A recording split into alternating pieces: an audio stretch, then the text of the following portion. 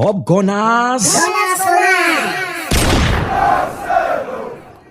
Arsenal started strong, creating several chances that could have easily put the match to bed early on. But football isn't about could-haves, and we saw that on Saturday.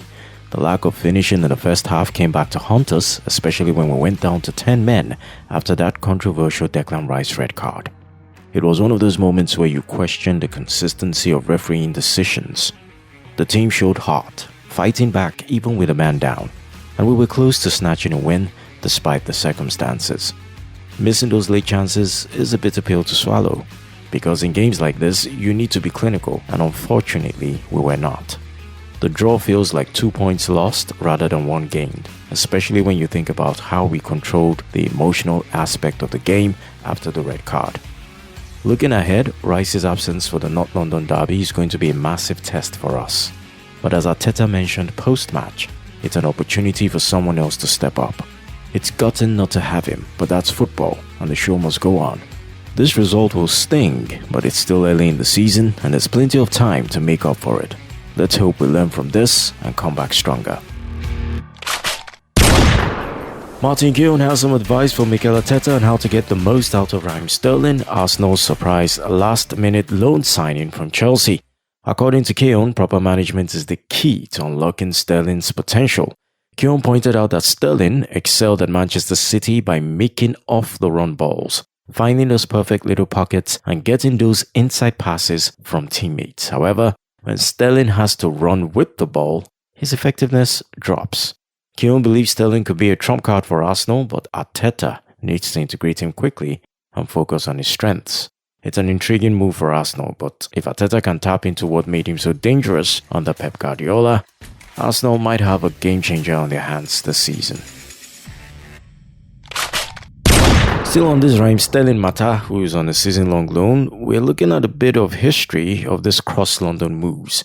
Let's quickly look at some of the notable names who have made the switch from Stamford Bridge to the Emirates. First, Kai Havertz. His stint at Chelsea was pretty memorable, especially with his contributions to their Champions League win. At Arsenal, he's quickly found his feet, even scoring twice in a 5-0 thrashing of his former club. Next is Jorginho, who joined Arsenal in January 2023 after a solid spell at Chelsea where he won a bunch of trophies. He's been more of a squad player for Arsenal but has stepped up when needed. And then Willian, do you remember him? He joined Arsenal in 2020 but didn't quite hit the heights expected. After just 1 season, he went back to Brazil and now he's with Fulham, though currently a free agent. Then there's David Luiz, had 2 stints with Chelsea before his move to Arsenal. His time at Arsenal included winning the FA Cup in 2020, adding a nice chapter to his career. And finally, Peter Cech. This was a big one. Cech moved to Arsenal in 2014 after a decade with Chelsea. He had a solid run with the Gunners, including 2 FA Cup victories, and retired after his final match against his old club in the Europa League final. Sterling's arrival is just the latest chapter in this fascinating trend. These moves have often worked out well for Arsenal, adding some quality and experience to the squad. Here's hoping Sterling follows in the footsteps of those who've made their mark after swapping blue for red.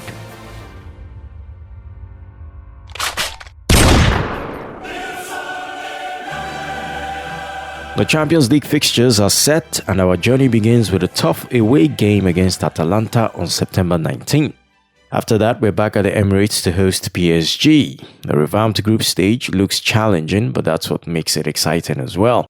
We've got Shakhtar Donetsk, Inter Milan, Sporting Lisbon, Monaco, Dinamo Zagreb and Girona to face as well. On the transfer front, it's been a busy window. Raheem Sterling on loan is quite the coup, and seeing Neto come in for the season will definitely add some depth.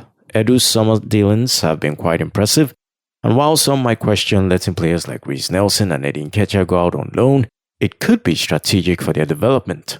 What are your thoughts on the fixtures and these new signings? Are we ready to take on Europe? Let's hear it. And this one is for the road. Arsenal women's pre-season ended on a high note with a 3-0 victory over Southampton women. Kyra Cooney-Cross marked her debut with a stunning goal, while Leia Codinhan netted a brace, showcasing our squad's depth and promise ahead of the upcoming campaign.